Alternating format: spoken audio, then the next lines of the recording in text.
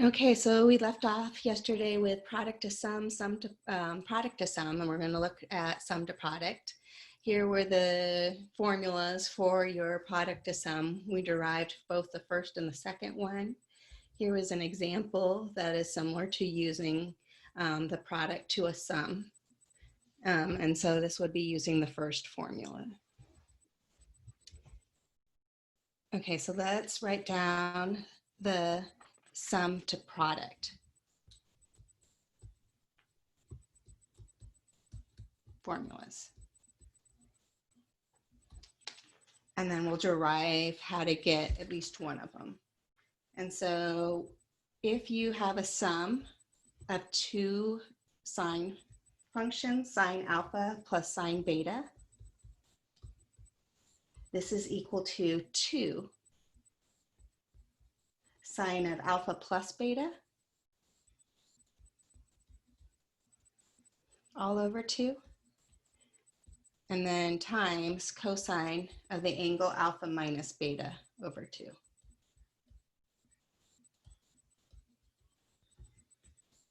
If it's a difference, so sine of alpha minus sine of beta, this is equal to 2 sine of alpha minus beta over 2. And then cosine of alpha plus beta over 2. Professor, are we going to need to memorize these formulas? You know, so this is the one I normally give to my class, because this is the one that I normally get to the point where I just don't have time anymore to prove how we get to them. I definitely want you guys to know your sum, your sum of angles and difference of angles. You guys should be able to derive really quickly that double angle from knowing the sum of two angles for sine and cosine. Half angle is used a lot in calculus, so that's probably a good one to know. This one, I'm not sure. Let me derive it. I will, if I give you anything, it will be this one, the sum to product and product to sum.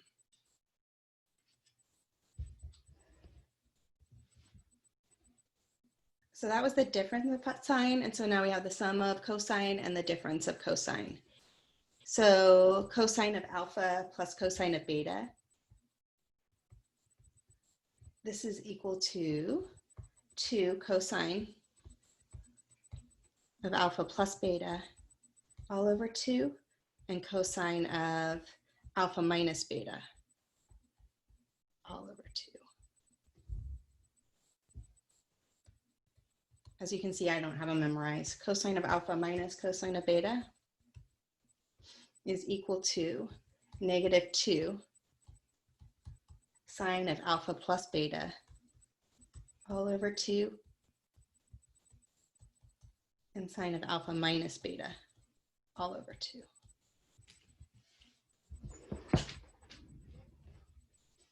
Okay, so let's at least show that one of these is true and the other ones kind of follow in the same manner.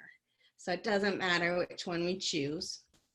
I know the book does number 1, so let's just not do number 1, because that you guys can look up if you wanted, and that's on page 684 of our book if you look at it. So maybe doing the second one or the third or fourth. Let's see. Doesn't matter again. So maybe let's do the third one. So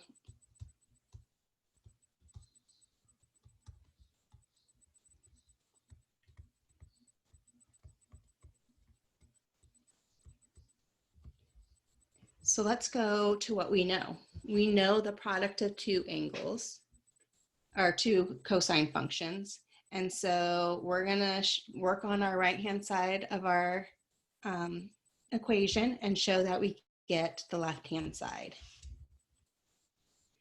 So looking at 2 cosine of alpha plus beta over 2, all times cosine of alpha minus beta all over 2. So by the product of cosines, well, we still have this 2 here in front. But this formula right here, which one was that? Basically, we had to sum them, and we were just left with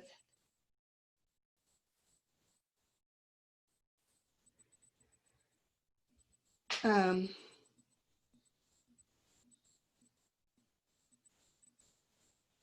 my goodness, I cannot think today. So cosine times cosine.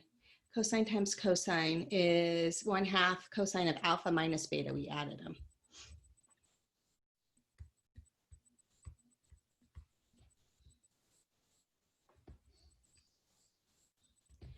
Okay, let's think of this as our angle A, and this is our angle B. So we had to take our angle of the first one,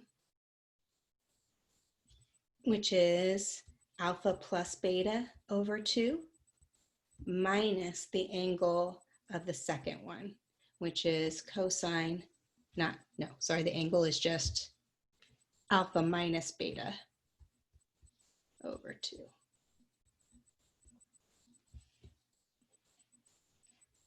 Then we had, see, this is it, plus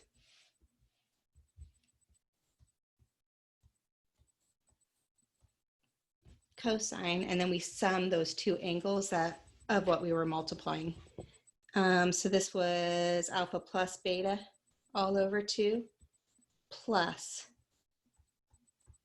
alpha plus beta over 2.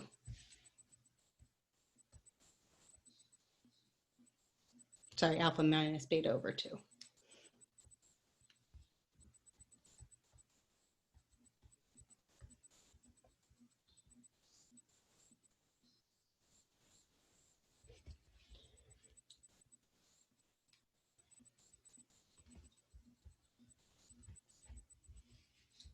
Okay, so we can start cleaning up our angles.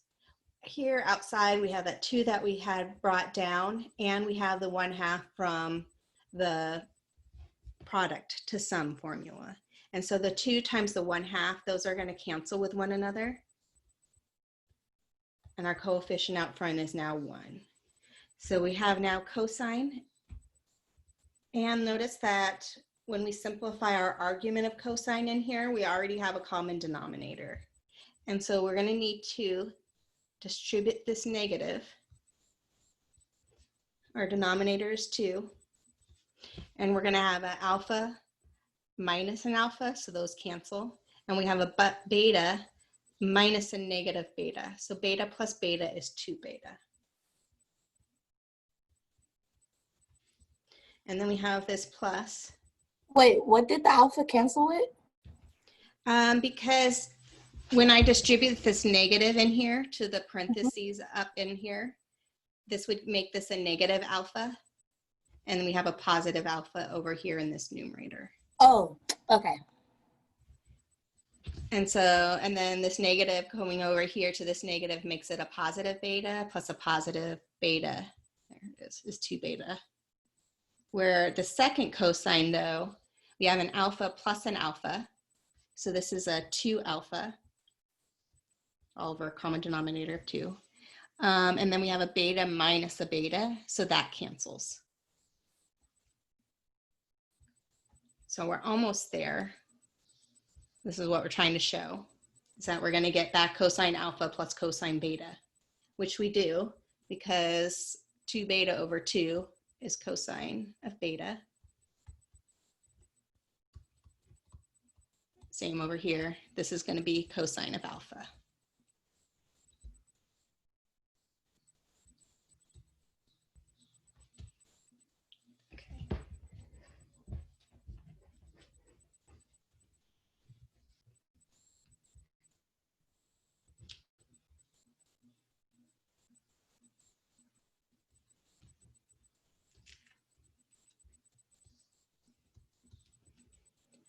looking at the problems in here, a lot of them are just, well, let's do one actually before we do that. How about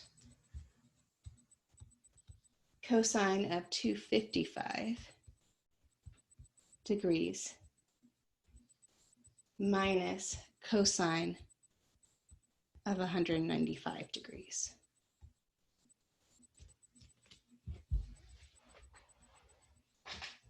Okay, so I noticed that 255, I don't think is one I know, and 195, I don't think is one I know. So I would look at, this is a difference of cosines. I have a difference of cosines up here.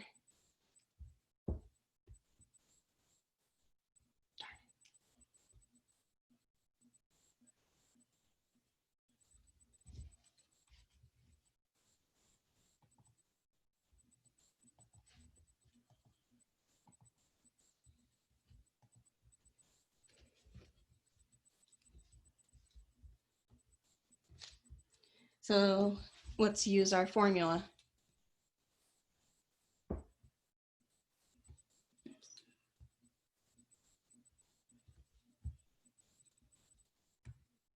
Okay, so we have alpha in our case is equal to 255 degrees, and we have our beta is equal to 195 degrees. So just pretty much plugging it in, we get -2 sine. So summing our angles, 255 plus 195.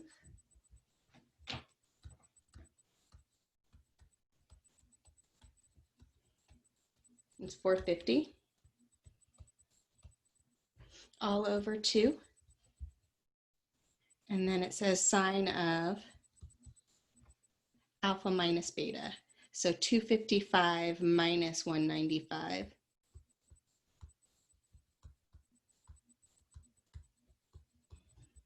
Which is 60. All over 2.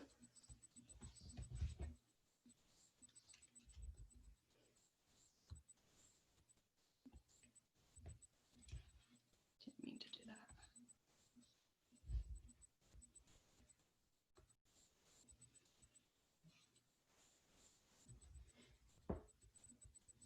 So this gives me -2 sine. 450 divided by 2 is 225.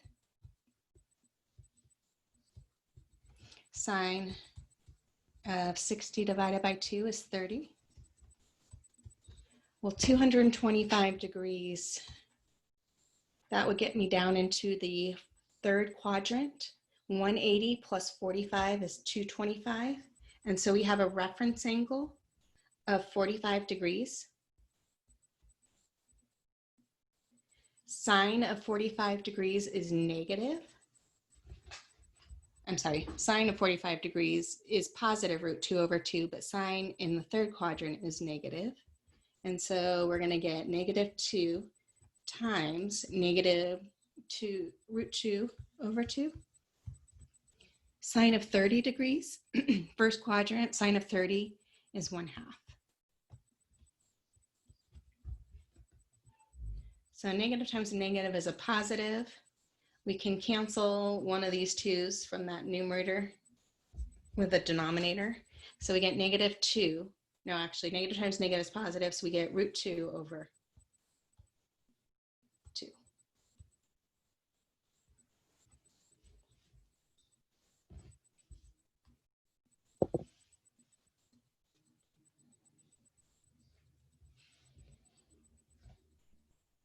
So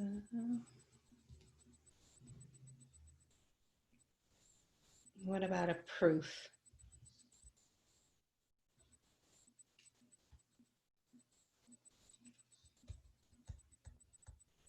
So you're trying to show or establish the following identity. I don't know, let's say cosine of 4 theta minus cosine of 8 theta all over cosine of 4 theta plus cosine of 8 theta.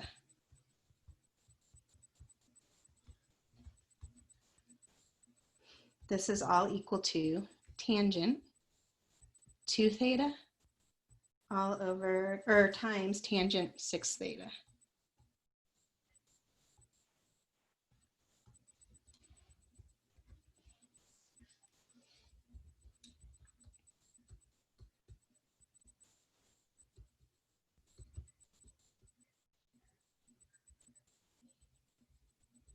Okay, so choose a side to work with.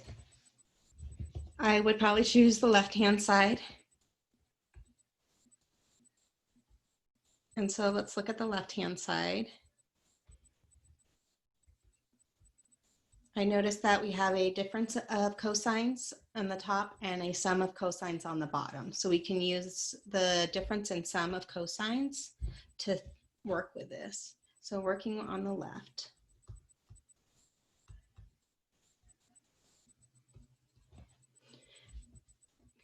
So that was equal to 2 times, let me just pull them out. That will just make it easier. No, let me just write it out. Because then it's more likely I will memorize it. So cosine of alpha minus cosine of beta. Professor, does that say working on the L? Yeah, so left for L. So cosine of alpha minus cosine of beta. This one was equal to negative 2 the sine alpha plus beta over 2 and sine alpha minus sine beta over 2.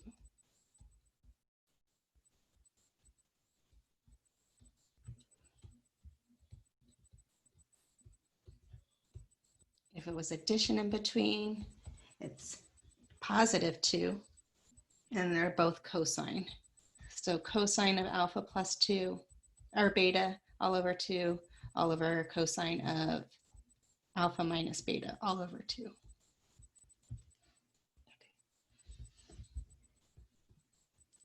So let's use these.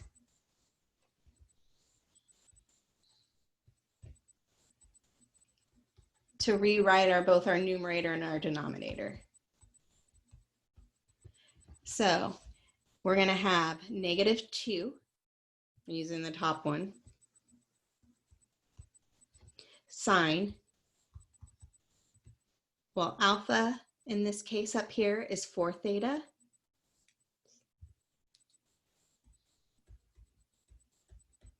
And beta is equal to 8 theta. Let me just have that there. So I have 4 theta plus 8 theta, that's 12 theta all over 2. Sine of alpha minus beta, so 4 theta minus 8 theta is negative 4 theta all over 2 divided by, so for this piece, alpha is equal to, actually, it's the same thing, 4 theta, beta is 8 theta.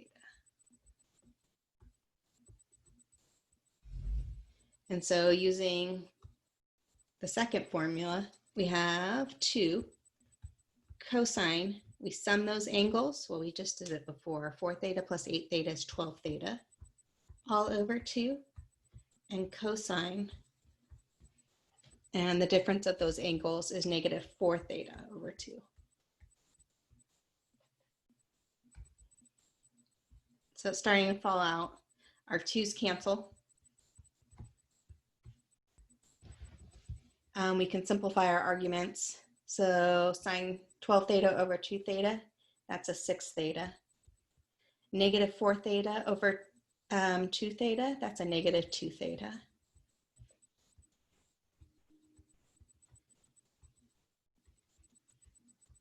Okay, so right now we have sine of 6 theta, sine of negative 2 theta. We still have this negative out front. Let's not forget about that one. And we have cosine of 6 theta and cosine of negative 2 theta. So whole goal is to get it as tangent and 2 theta, tangent 6 theta. We're almost there. It needs to be positive, but notice that sine is an odd function, and so that sine of negative 2 theta, we need to pull this out front. You can pull it out front. It's the same thing as negative sine of theta. And then this cosine, this is the same as just the positive of it. So technically we have negative, negative, so that's positive. Sine of 6 theta all over cosine of 6 theta. I'm going to rewrite this as 2 fractions with multiplication in between, times sine of 2 theta over cosine of 2 theta.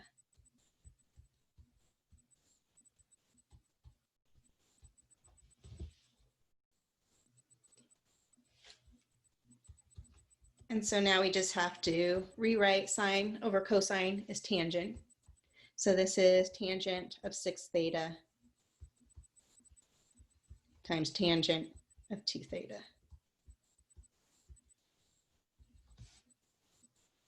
Multiplication doesn't matter, so I could rearrange it.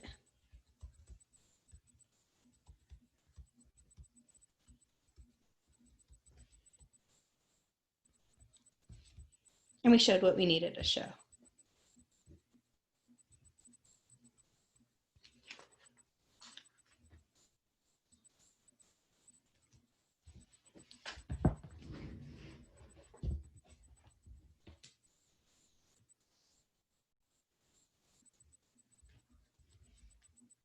Okay, let's solve one equation. And so this equation, let's look at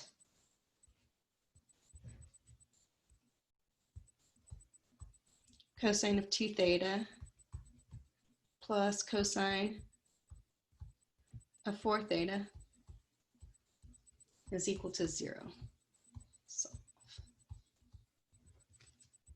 And we're given that we're only solving the problems between 0 and 2 pi.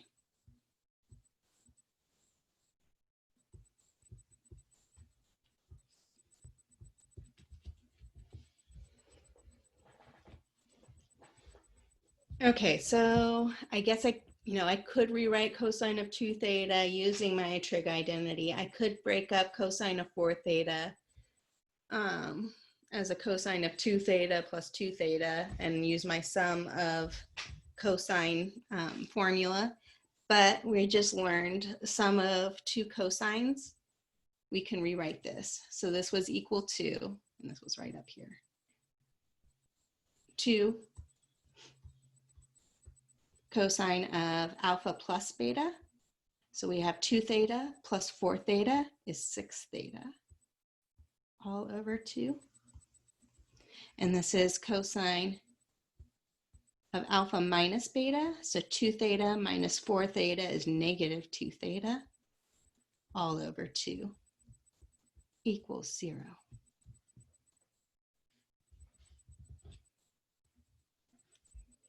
So using that formula, we just changed our equation that was a sum of 2 trigonometric terms into a product. And we have a product now equal to 0. So we can set each of those factors equal to 0 and solve. So basically we're looking at, well, 2 is never equal to 0. We're looking at when is cosine of 3 theta equals 0. And when is cosine, well, let's just actually rewrite this a little bit.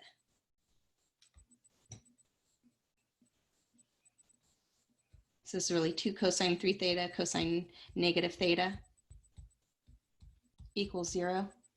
This cosine is even. So this is really cosine of theta.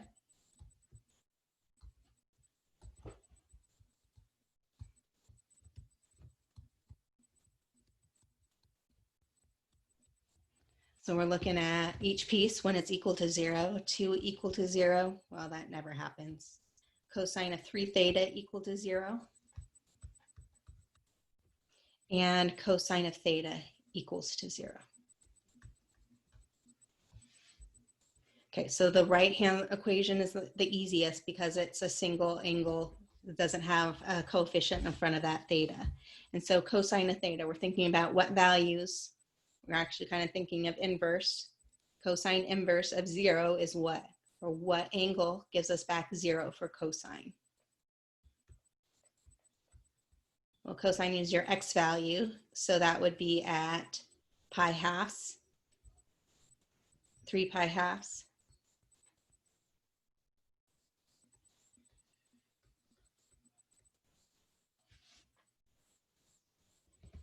Okay, so same idea here, but it's with this 3 here.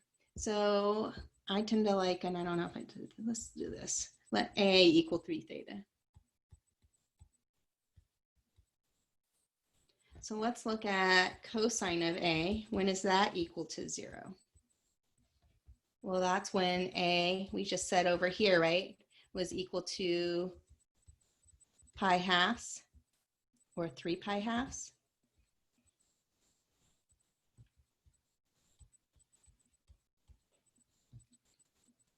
But because of this 3, it's either making it so our cosine function is faster than 2 pi, or it's making it elongated. And so we need to figure out what's going on. So this is, we can get back to pi halves normally with adding a 2 pi k, right? The other thing I can think about is pi halves to 3 pi halves is just a pi. But I can do this.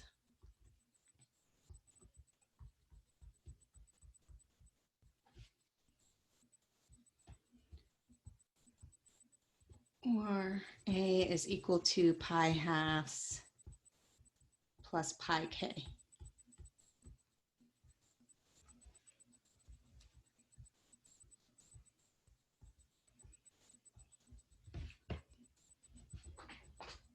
So we need to go back up here. We know A is the same thing as 3 theta.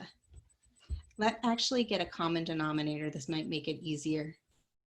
And I think we've actually done this before, and I'm redoing it, where we can rewrite this as a odd number. This is pi plus 2 pi k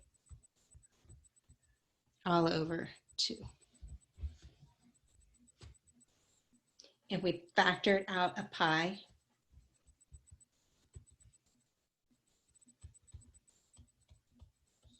this is 1 plus 2k all over 2.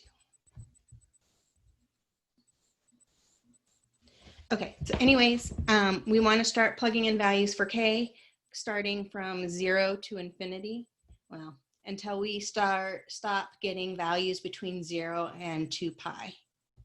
So if we chose k equals 1 and plug it in here, we have, actually, let's do k equals 0. I need to start with 0. Because if I plug in 0 here, this is where we're getting the pi halves. If k is equal to, oops, I'm sorry, we're not done.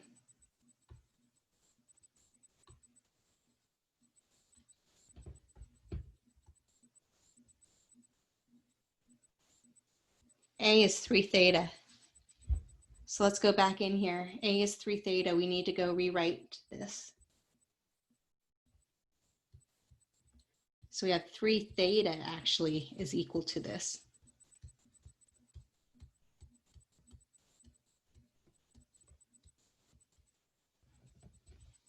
So let's get theta by itself. We can get theta by itself by multiplying both sides or dividing both sides by 3 or multiplying both sides by, which would make it easier, 1/3, the reciprocal. So we get theta then is equal to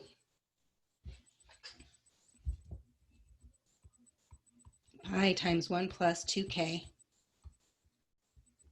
all over 2 times 3, which is 6.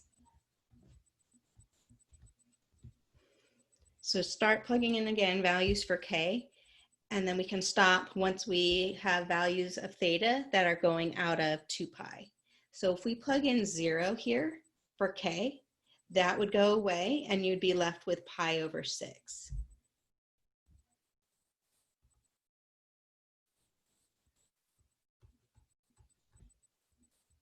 If we go in there and we plug in 1 for k, this would give us 1 plus 2 times 1. So that is 3 pi over 6. But 3 pi over 6 is the same thing as pi halves. If we go in there and we plug in 2, we get 2 times 2 is 4, plus the 1 out here is 5.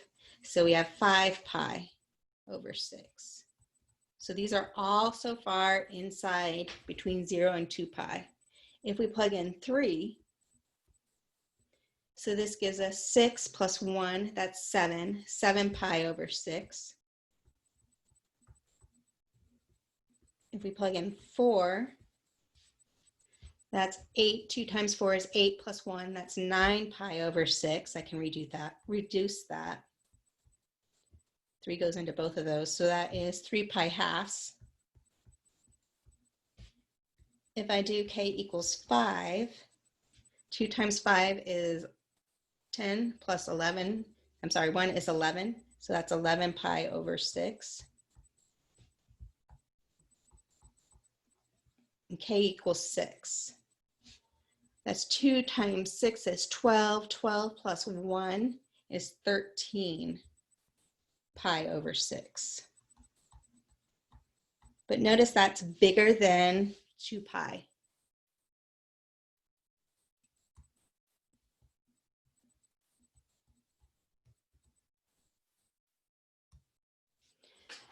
So we have all of these for theta will work, plus these. Do you think you can show how you're seeing, like, just because like I didn't get how 13 pi was greater than 2 pi? So that was actually just given in the problem that we wanted to solve for all values of theta that would make this equation true. Was that what you were asking? You have to be careful if your angle is not, if you have some coefficient in front of your variable, because that can affect that affects our period of our trig function. So it could be making it, repeating itself more between 2 pi, or maybe making it elongated so that you don't have as many solutions. And so if that has a coefficient in front of the angle, I tend to first look at it, what would it have been if this was just a normal value of theta, and then go back in and you have to do substitution and go back and solve for what really theta is because of that 3. I don't know if I'm explaining that great. So we have multiple, and then you guys were doing some of this in some of your homework when you guys were solving equations, when it was more than, it was like a multiple or half angle or something.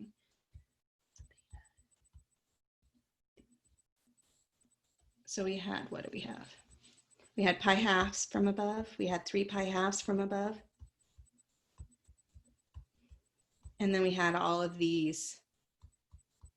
So pi 6, pi halves, 5 pi 6, 7 pi 6. I don't have to rewrite 3 pi halves in there and 11 pi halves. Or no, 11 pi 6.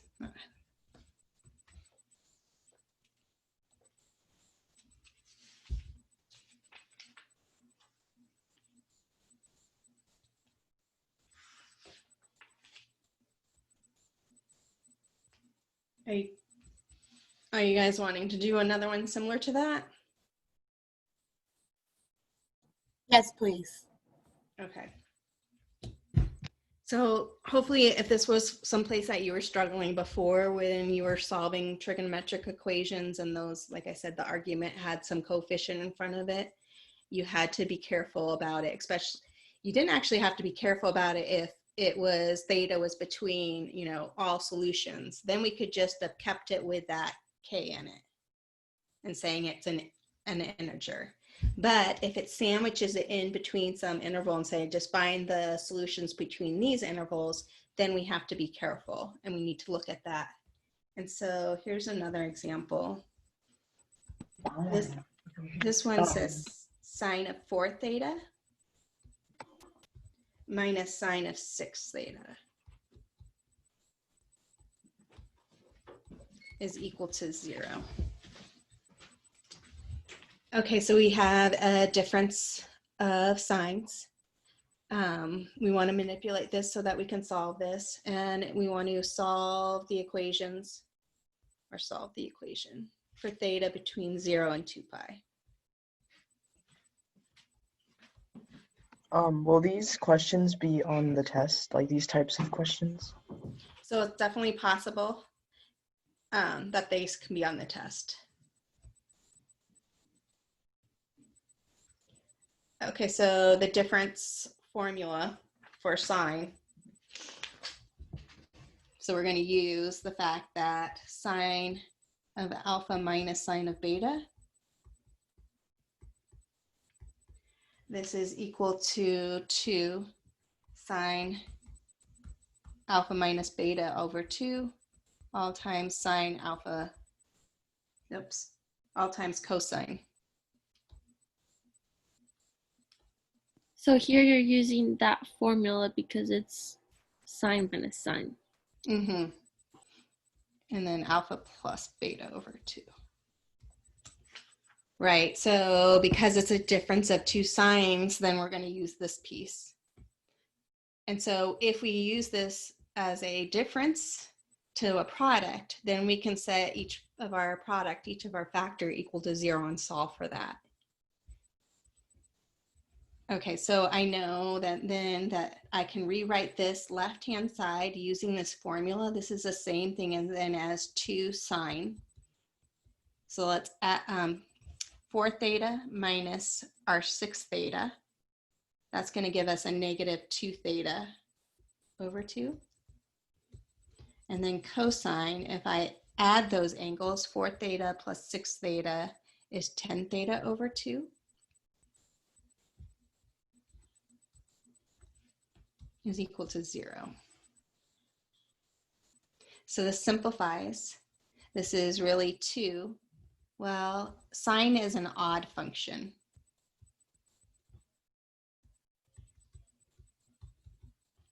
So we're going to pull that negative out front. And so that's really sine of just theta, because the 2's cancel in the numerator, denominator, and the argument. And this will be cosine of 5 theta equals 0. So that's nice because now we just rewritten it into a product. And so negative 2 is never equal to 0. Sine theta, we can look at when is that equal to 0. And we're looking at when is cosine of 5 theta equal to 0.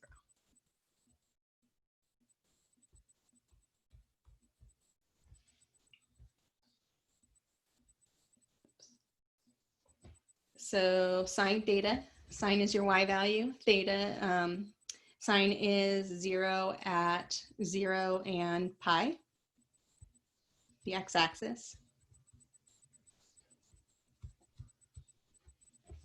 Here again, we have 5 theta instead of, and so if you want to, you can just ignore the 5 theta, just think about what normally cosine would be 0 at.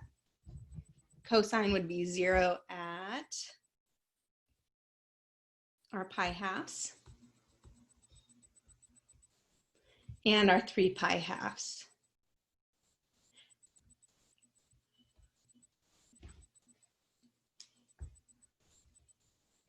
But because of this pi k,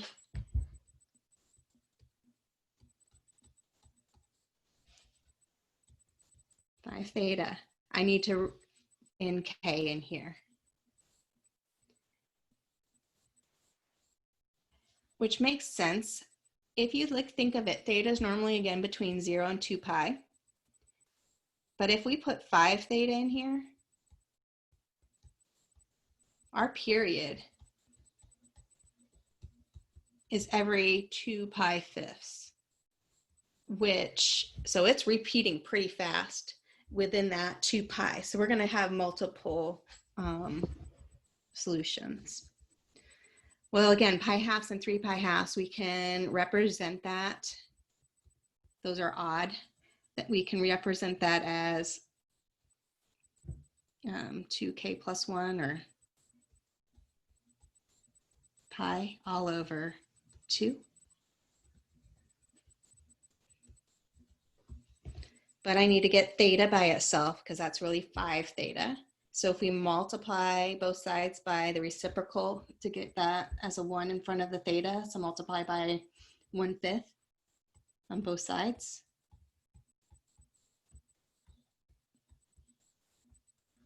So we get theta then is equal to 2k plus 1 pi all over 10.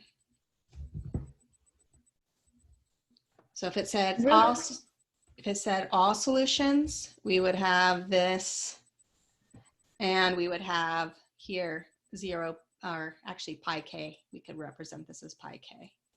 But it didn't say all solutions. It wants solutions between 0 and 2 pi. And so this is where you're going to start plugging in values for k and figuring out what the values for it can be. Professor? Yeah. How did you get the plus 1 again? To represent odd numbers, odd numbers can always be represented as, well, an even number can always be represented as 2 times an integer. But if you add 1 to an even number, that always gets you up to an odd integer. And so you can think of it that way. Is one way to think of it. Over here, I just showed it that I was adding like terms. So I was getting a common denominator. I was just adding pi k, knowing that every pi from a pi halves would make it 0. I got a common denominator and factored it out. But that's really why that's there. That 2k plus 1, that is always going to give you an odd number. Okay. So if you remember that, you can always just express it that way right away without having to think about getting a common denominator. Okay. I'm still confused on how you got pi over 2 and 3 pi over 2. Where did that? Well, when cosine is normally 0, is on the y-axis. Oh, okay, got it. Any other places that you guys were unclear of? Okay, so we just have to keep on plugging in values for k, integers, 0 up until we are not in between 0 and 2 pi anymore. So if we let k equal 0, and I plugged it back in here, well, that would go to 0. That would just be a 1 times pi over 10. So pi tenths would be a solution.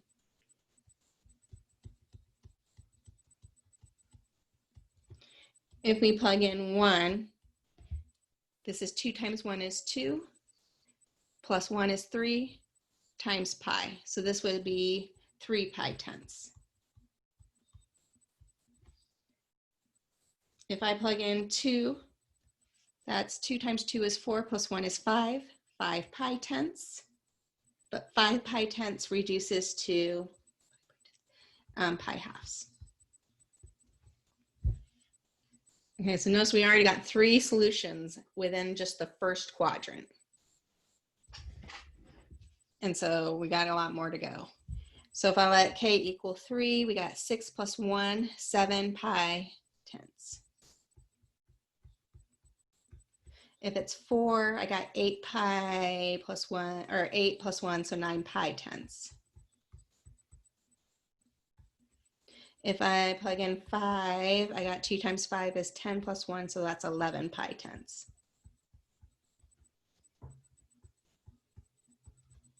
If I plug in 6, we get 13 pi tenths. If I plug in 7, did I make an error somewhere? I think I did. No, I didn't. Sorry, got sidetracked. 13, 7, so that is 15 pi tenths. But that reduces. 5 goes into both of those, so that is 3 pi halves. Professor, Yeah. is that a 9 between the pi over 2 and the 9 pi over 10? This is a 9 pi tenths right here. This is over 2. This is a pi halves. I'm sorry. So far we got pi tenths, 3 pi tenths, pi halves, 7 pi tenths, 9 pi tenths, 11 pi tenths, 13 pi tenths, 3 pi halves. If we plug in 8, we get 16 plus 1, 17 pi tenths.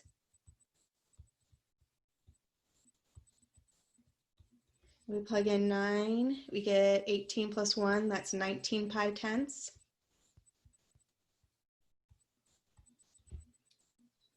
And if we plug in 10, we get 20 plus 1, that's 21 pi tenths. 21 pi tenths, notice is bigger than, is bigger than 2 pi.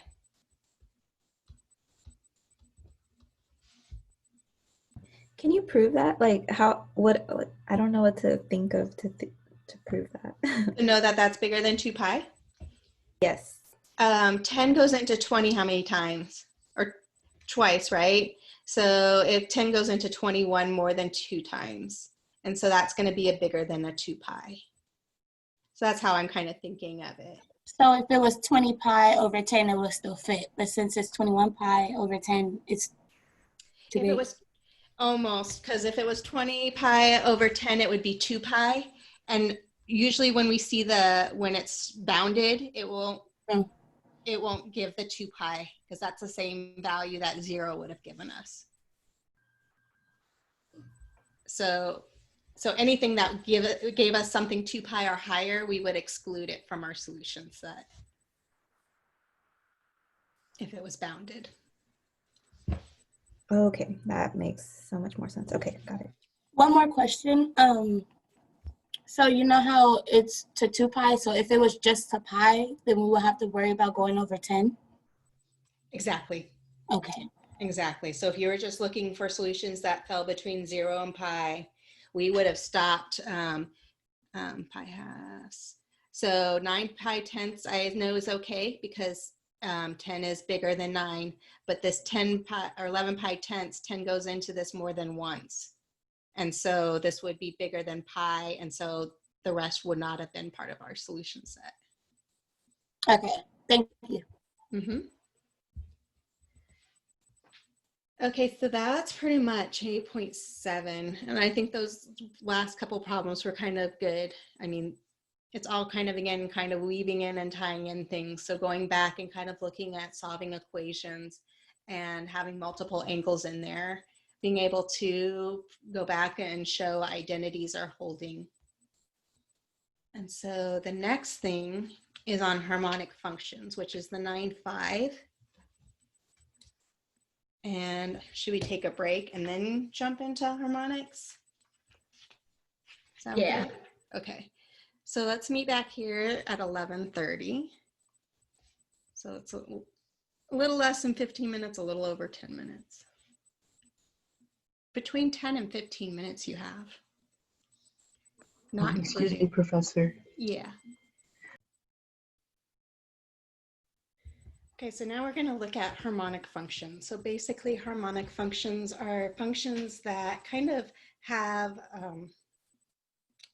can be represented by a sinusoidal curve.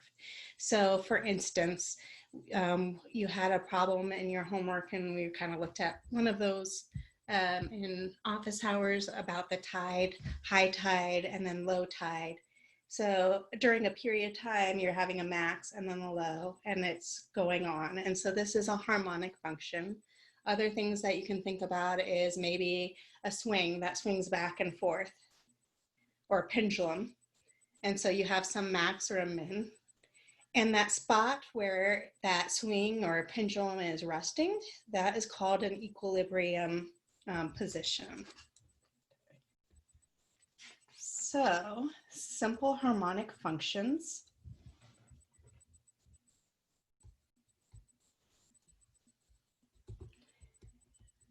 So on our problems, we're not going to be considering any friction happening, so things that are not going to slow things down. So normally if you took a swing and you pushed it, it would start swinging back and forth, but it would slowly come back down into resting spot.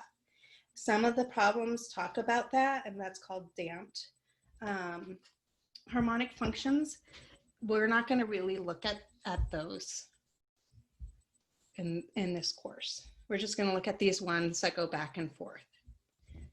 Another thing that you can think about for these harmonic functions, another example would be like a spring. If you pulled a spring down and you pulled it as hard as you could and then you released it, it would start bouncing up past that resting position and then come back down and would start oscillating.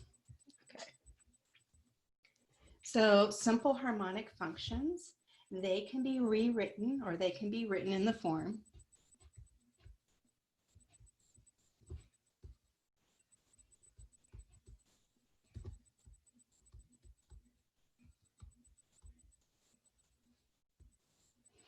of d of t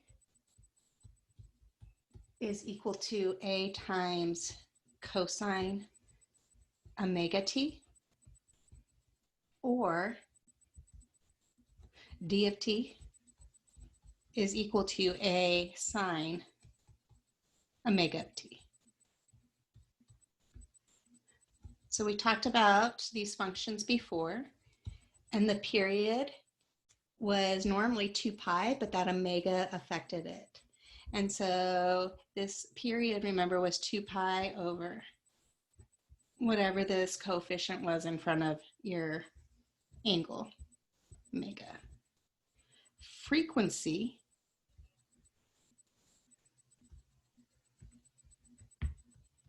that is how many oscillations happen in 1 unit of time.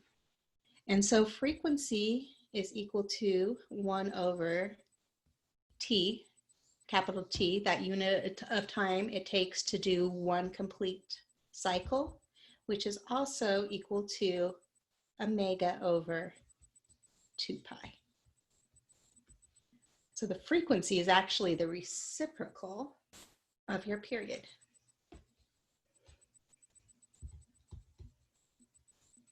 How many cycles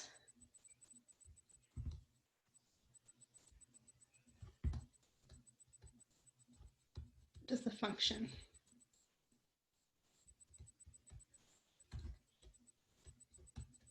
go through in 1 period of, or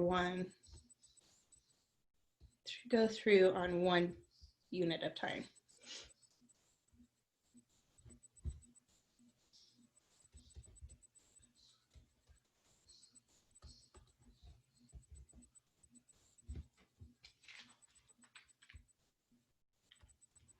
Okay, so let's look at an example. So let's say that you were given the following. So you're given that d of t is equal to 4 sine 2t. So describe the, so in this problem, the displacement d in meters of an object at t in seconds, t is in seconds for this, is given. So A, describe the motion of the object. B, what is the maximum displacement from its resting position? What is the time required for 1 oscillation? And what is the frequency? I'm not sure what they mean by what is the motion of this object. Let's say, let's graph it.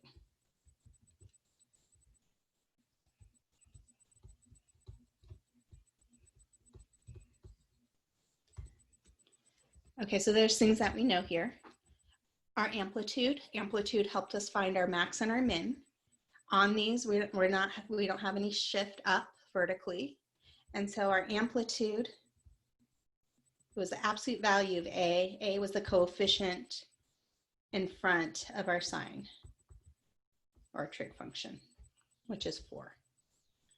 Amplitude only occurred for sine and cosines. All the rest of the trigonometric functions didn't have any. So we have an amplitude of 4, and then let's look at the period. So normally a period of a sine is between 0 and 2 pi. But now we have 2t.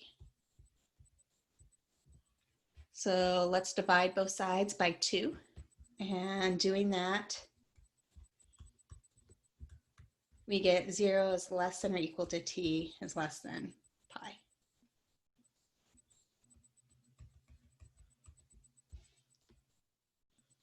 Okay, so we know that it's repeating itself every pi. And so when we were graphing these, it helped us to look at our start value, our end value, and then half, quarter, and 3/4 values. So we can plot this and graph it pretty easily. So start equals 0, and so this one isn't too bad, equals pi.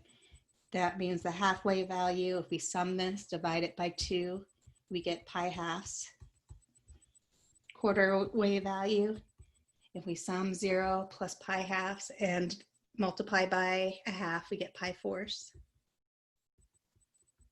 Pi halves plus pi, that's 2 pi halves plus 1 pi halves is 3 pi halves, times 1/2 is 3 pi fourths.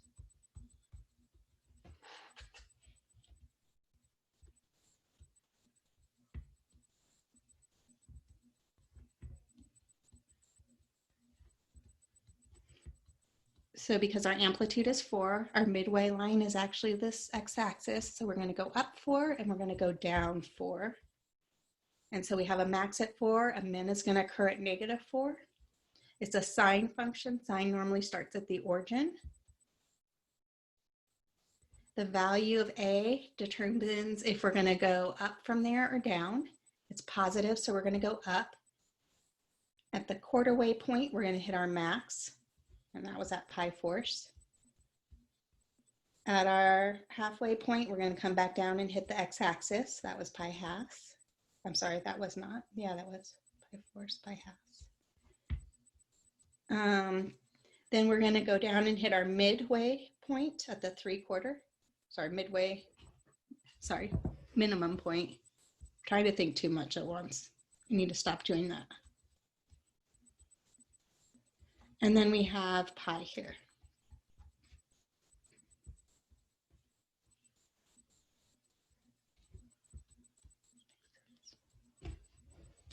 Okay, so here's one period of our graph. So what is the maximum displacement from its rest?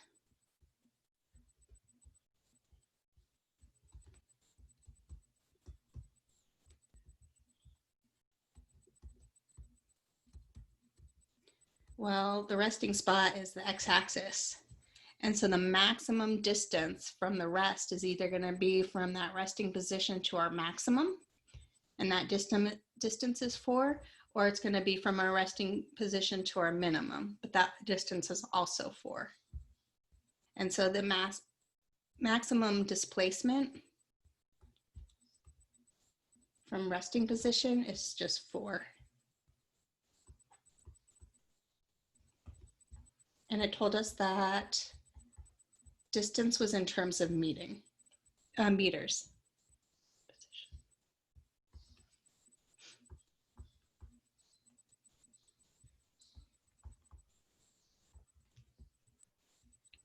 So, Professor, yeah. how did you get 4 again?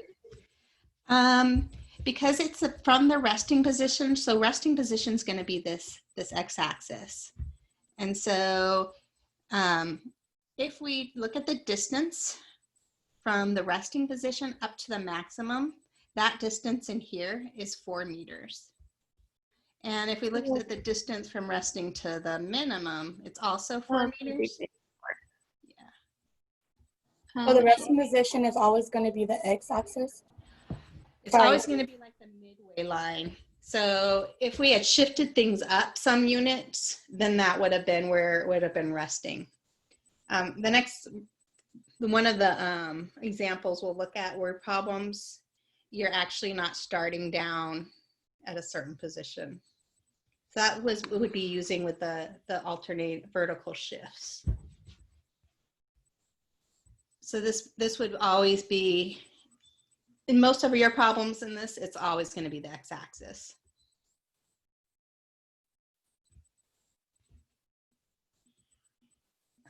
C, that was what time is required for one oscillation.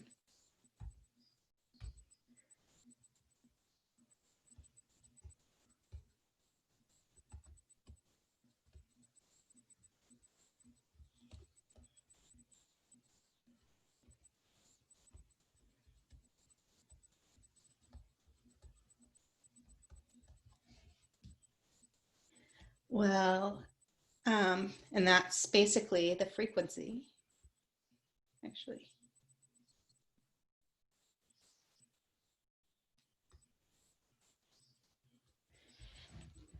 Okay, well, this is our oscillation, right? Is our one period.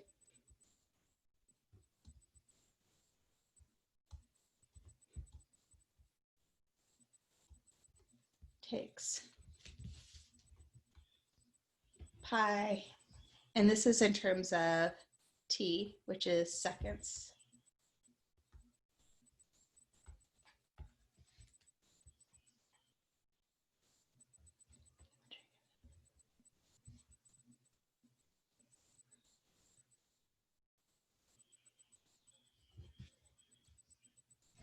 Okay, so that's the time. The time required for one oscillation is pi seconds. But what is the frequency?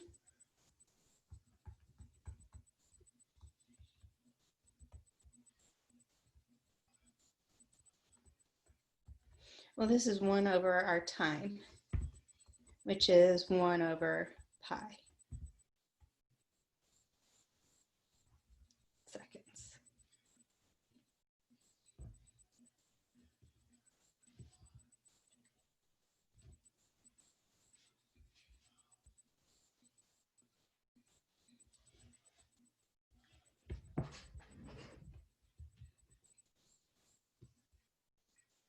Okay, so there's one. Let's look at a word problem real quick.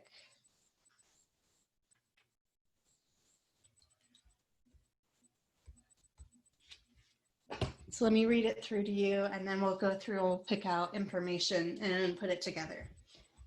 So the Colossus, added to Six Flags St. Louis in 1986. The Colossus is a giant Ferris wheel. Its diameter is 165 feet.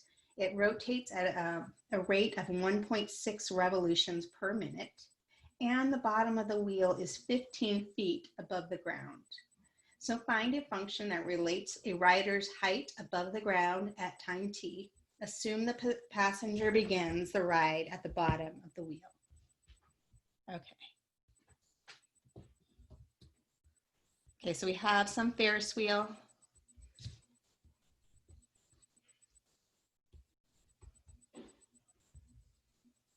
So 2 R's or 2 R's. It's 15.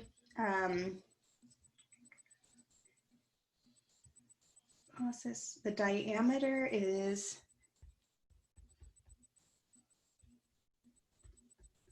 equals 165 feet. And one other thing, it's 15 feet above the ground.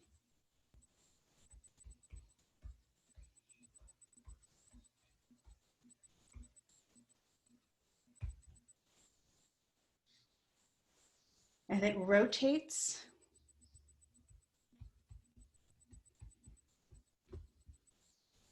at 1.6 revolutions per minute.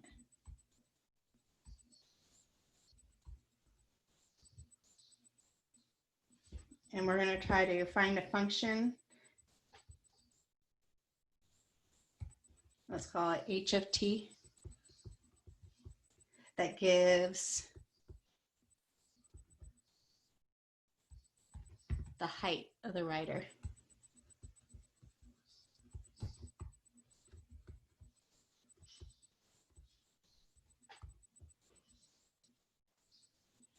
At time t.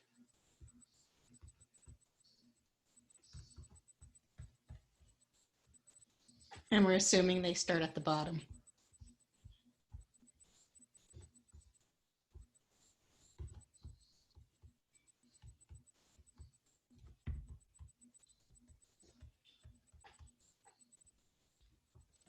Okay.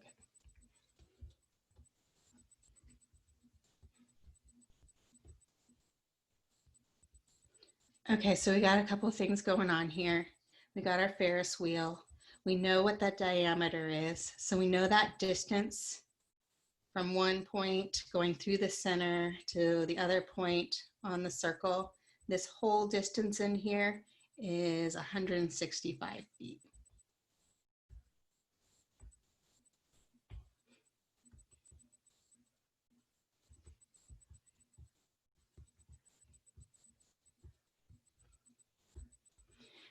We also know that this Ferris wheel is not sitting on the ground.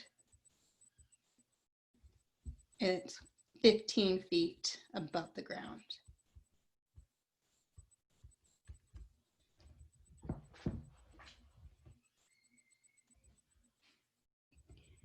Okay, so let's look at kind of the graph of what's going to happen here.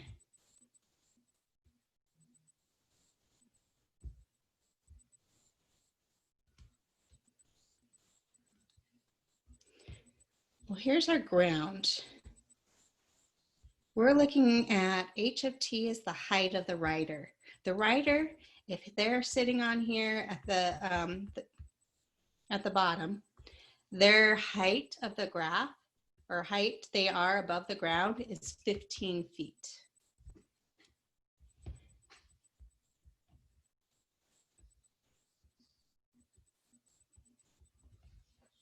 So I know that this is a min.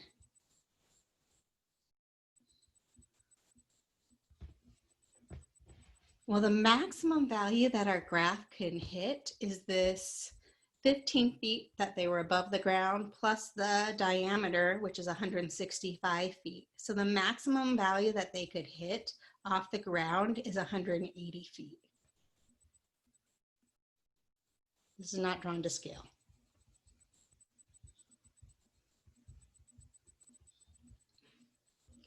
So we need to figure out what this midway line is.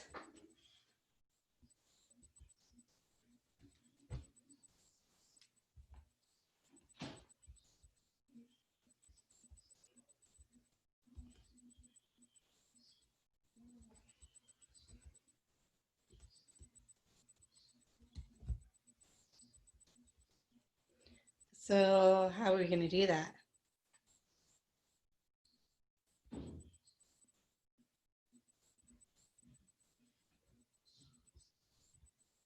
If you take the maximum minus the minimum, and we divide that value by 2.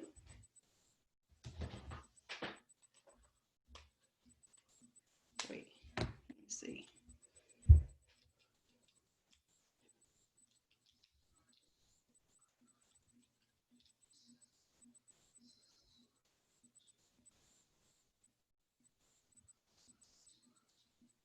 Which is 82.5.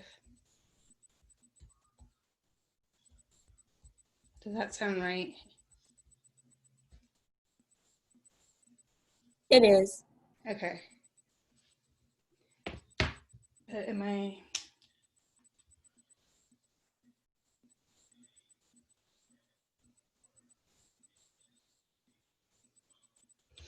We're supposed to be adding it.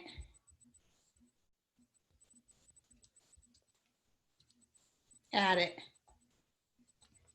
So 180 plus 2, or plus 15 divided by 2.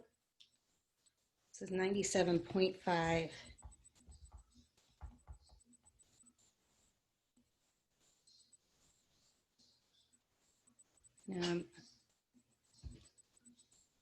Well, let's just make sure, right? 97.5.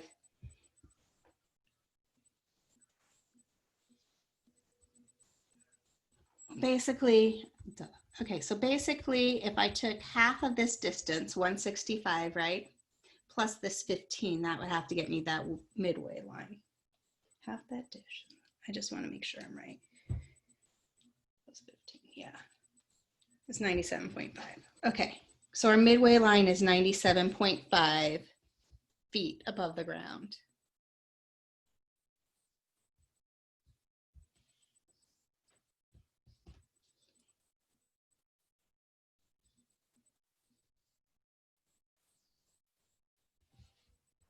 So to find the midway, you added the 15 and not subtracted it? Yeah.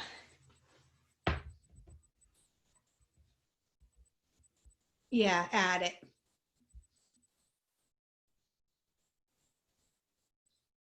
We need to figure out what the amplitude is. Well, the amplitude is the distance, the midway, from the midway line to our max, or the midway line to our min.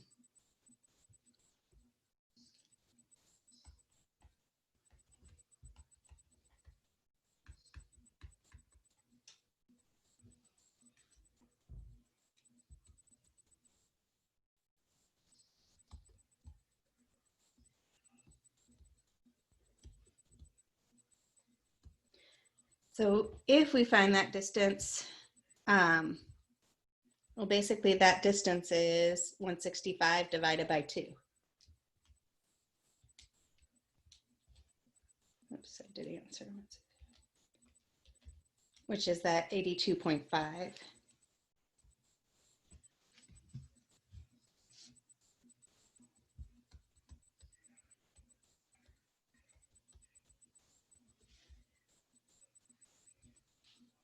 And to get that, you did the 180 minus 15 divided by 2, right? Yes. So this, the distance between, take the bigger value, the 165 minus 15.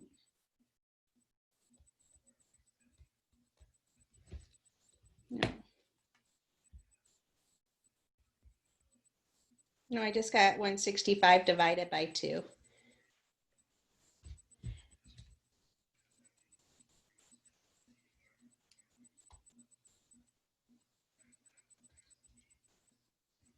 So distance, I could take the biggest point and minus it from that midway line.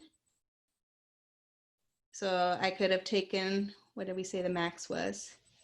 We didn't say the max yet. So this maximum value that they can hit is 180 feet.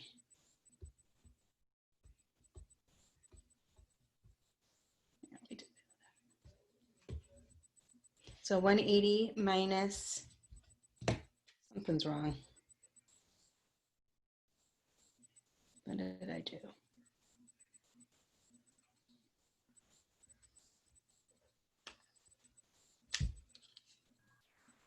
Sorry, I'm looking at the time.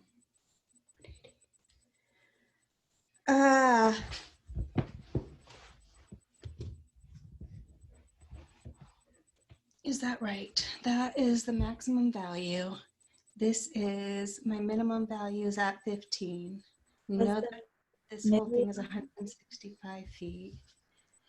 165, I would have actually had to take, okay. I would have taken, sorry, 165.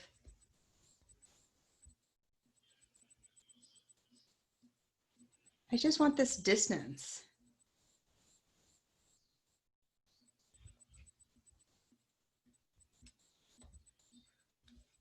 Which is basically 180 minus 15 over 2. There we go.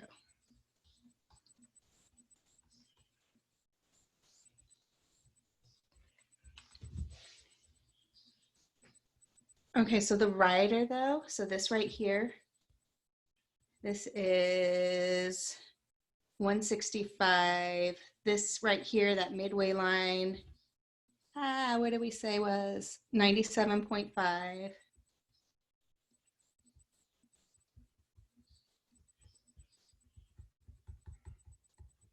Yeah, this midway line, and the writer at time 0 is down here.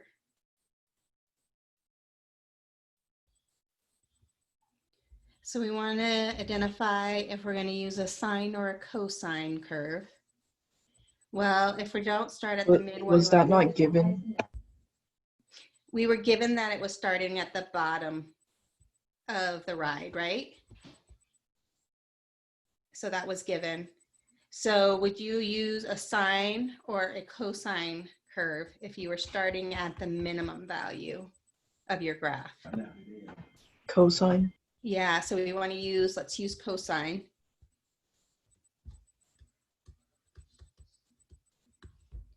Remember that was our value. So we're going to have y equals some value a cosine. We're not doing any shifts to left or right. We'll call it omega over t plus b. So we figured out what our a value is, the absolute value, but it's 82.5. But we're starting here. Normally we start at our max, so we need a negative in front. Cosine.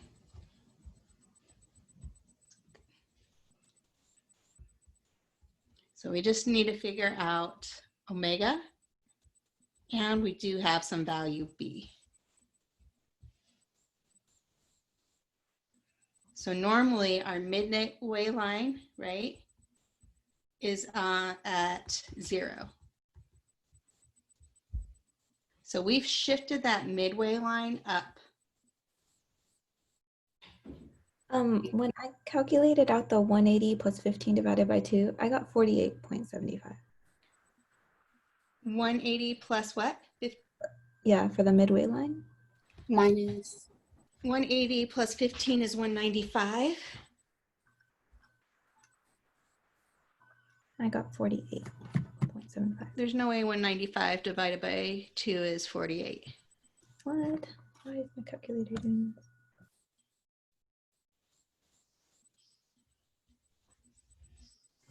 Excuse me, Professor. Mm-hmm. When you added 180 plus 15 divided by 2, wouldn't that give us the vertical shift? Exactly.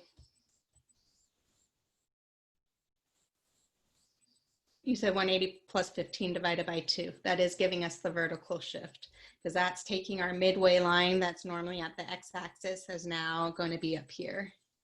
And so vertical shifts we add outside, and we're going to add this 97.5 right here.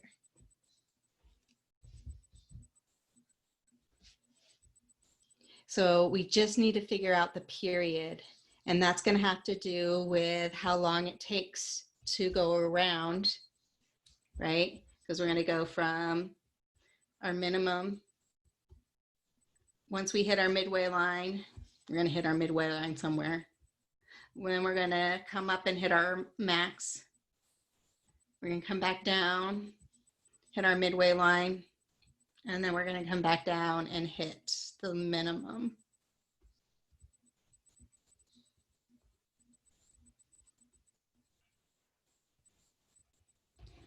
It told us in here a bit of information. Let me go back. It said that it rotates at a rate of 1.6 revolutions per minute. So it's given that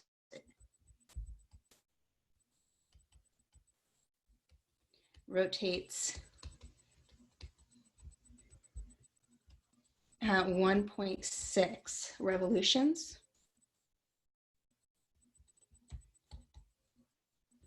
per minute.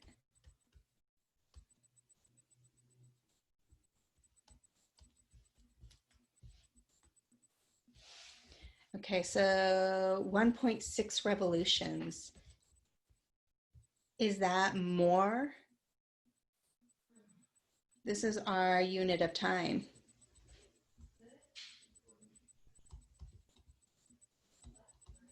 This is more than one revolution.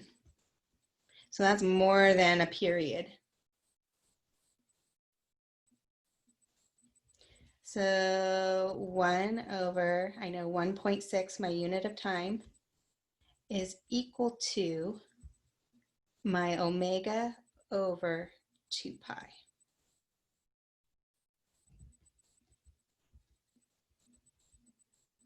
So I'm using my frequency.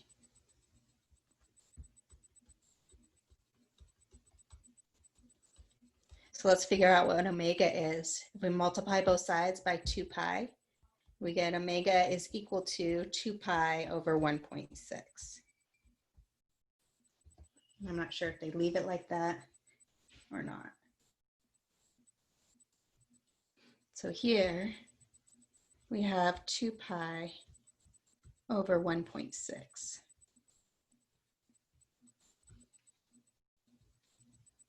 So let me write that down.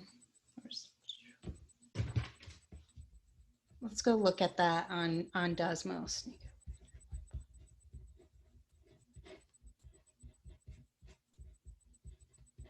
Make sure it looks right.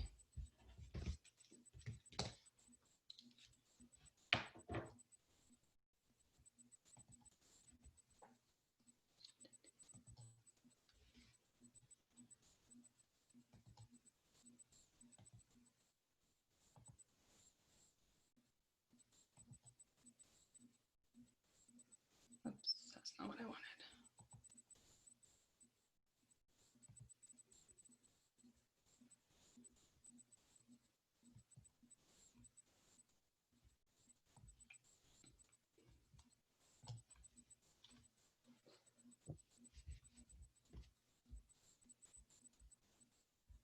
Come on.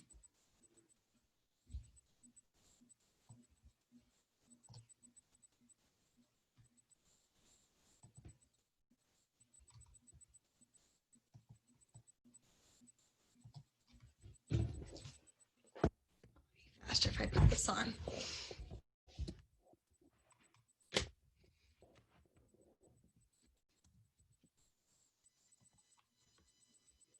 Okay, so we had negative 82.5.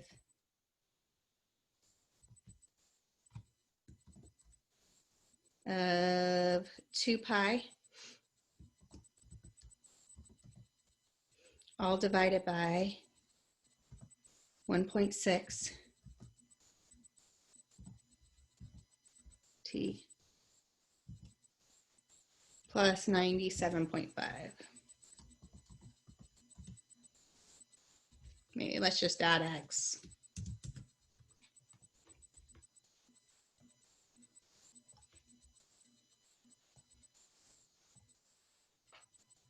Sorry, move you guys away.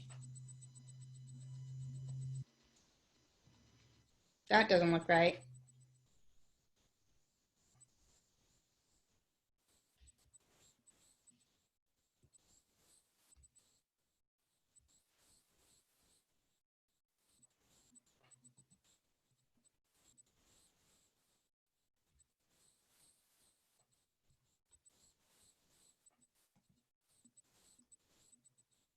Yeah, something's up. Oh, wait. Oh, yeah, good. I was thinking that we were getting negative numbers, which we weren't. That's good. Notice our min is at 15, which we said it would have to be, because that's where their height was off. Let's see if I can do this. If we go back up here, yeah, I'm going to need to change my settings.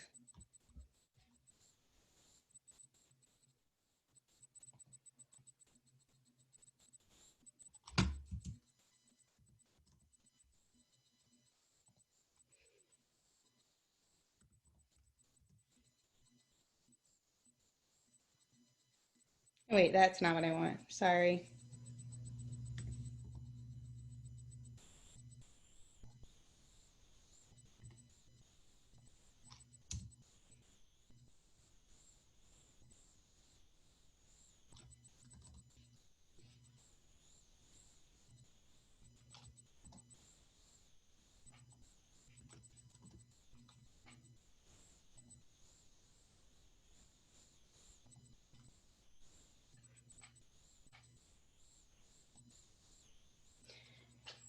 And so we got a max at 180. We said 1 revolution of time was 1 point, what was it?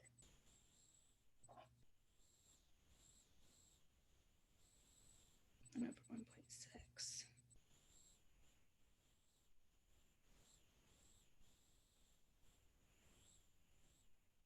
Did we do something wrong?